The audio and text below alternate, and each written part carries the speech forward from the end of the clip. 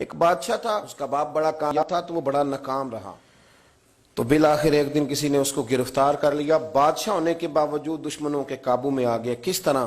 اس کے پاس بندوق تھی گولیوں سے بھری ہوئی، تو اسے اچانک ایک پرندہ نظر آیا تو اس نے ایک گولی نہیں ماری، اس نے ساری بندوق ہی خالی کر دی۔ اتنی گولیاں برسائیں، قریب وزیر تھا سمجھدار، اس نے روکا بھی، اس نے کہا بادشاہ سلامت، آپ غلط کر گے، چپ کر، تیری جیب سے خرچ کر رہا ہوں۔ گولیاں برسائیں تو وہ بندوق خالی ہو گئی، اب پرندہ بھی نہ مرا۔ جب واپس نکلے تو دشمنوں نے گھیر لیا، اسلحہ پاس کوئی نہیں تھا، گرفتار ہو گیا وزیر سمیت۔ تو کہا کہ وہ تم مجھے روک کیوں رہے تھے؟ تو اس نے کہا بادشاہ میری جرت تو نہیں، لیکن وہ جو آپ جس کو گولیاں مار رہے تھے وہ پرندہ نہیں تھا، پرندے کا سایہ تھا، آپ نے سائے پہ ہی ساری بندوق خالی کر دی، سوچا سمجھے نہیں، اتنی جلد بازی کی آپ نے کہ پرندہ بھی نہیں، سایہ تھا، آپ نے گولیاں مار دی۔ اور حال یہ ہے کہ اب ہم گرفتار ہو گئے، تھوڑا اگر وقت گزارتے، توقف کرتے، تھوڑا ٹھہرتے، بڑی ساری چیزیں ٹھیک ہو جاتی۔ میرے رسول کریم صلی اللہ علیہ وسلم کی آپ کبھی چیزیں کھول کے دیکھیں، وہ عثمان بن طلحہ نے فتح مکہ کے موقع پہ کہا تھا میں آپ کو چابی نہیں دوں گا، تو حضور نے فرمایا تو نہ دے، ایک وقت آئے گا میں تجھ سے لے لوں گا۔ 10 سال گزر گئے، اللہ کے نبی تھے نا، سویرے بھی سارا کو ٹھیک ہو سکتا تھا، پر 10 سال بیت گئے، 10 سال کے بعد جب مکہ فتح ہوا تو پھر رسول کریم نے فرمایا پھر چابیوں کے بارے میں کیا خیال ہے؟ تو وقت تو دینا، آپ کو تو جلدی بڑی ہے، ہمارے نوجوانوں کو بڑی جلدی ہے۔ بچہ لے کے آتے ہیں، لوگ کہتے ہیں پیر صاحب اس کو درس نظامی پڑھانا ہے، اچھا جی ٹھیک ہے پڑھائیں، سال کتنے لگیں گے؟ 8، کہتے ہیں پورے 8؟ ہاں جی پورے 8 سال۔ تو میں کہتا ہوں 8 سال میں بھی یہ عالم نہیں بنے گا، میں صحیح کہہ رہا ہوں۔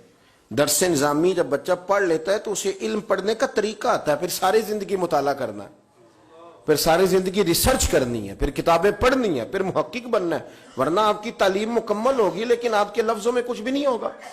اس کے لیے آپ کو پڑھنا ہے، ساری زندگی سیکھنا ہے۔ اور میرے نبی پاک علیہ السلام نے جو ہمیں کہا تھا نا کہ ماں کی گود سے لے کر قبر کی گور تک، حضور اتنا لمبا پیریڈ دے دیا آپ نے پڑھنے کا۔ ہمارے ہاں تو جو بندہ 6 مسئلے کل سن لیتا مفتی اعظم ہو جاتا ہے۔ اگر 2-4 اردو کی کتابیں بھی وہ سیدھی پڑھ گیا تو پھر وہ کہتا ہے مولویاں نو کی پتا ہوئے، تو میں نو پتا ہے سارا، سیدھی پڑھنے لگ گیا نا، ذرا صحیح لائن پوری پڑھ لیتا ہے تو اب کہتا ہے مولویاں نو چھوڑیں آپ، یہ جلد بازی ہے، اس سے آپ کی طبیعت تکلیف، زندگی میں ٹھہراؤ پیدا کریں، تھوڑا روکیں۔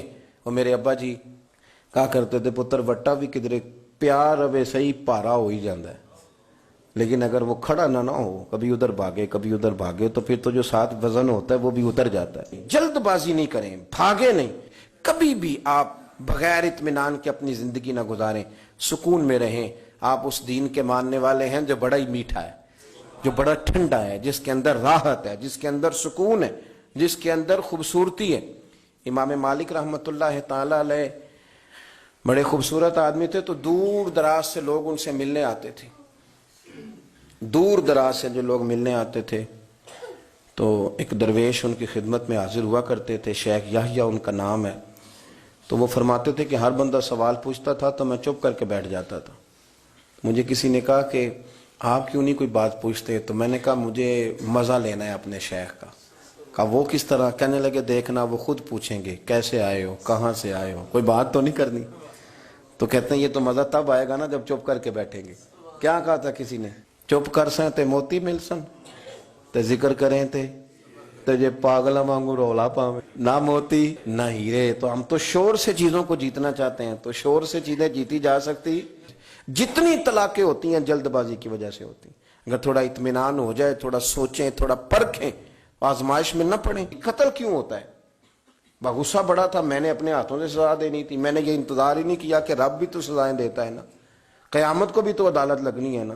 تو وہ جلد بازی، تلخی ہمارے مزاجوں کی، اس نے ہمیں بڑی ساری جگہوں پہ پریشان کیا ہے۔ اس لیے حضرت ابوبکر صدیق اپنی زبان پکڑ کے کہا کرتے تھے کہ تو نے مجھے بڑی تکلیف دی ہے، کاش تو ٹھیک ہو جائے تو میرے لیے آسانیاں ہو جائیں۔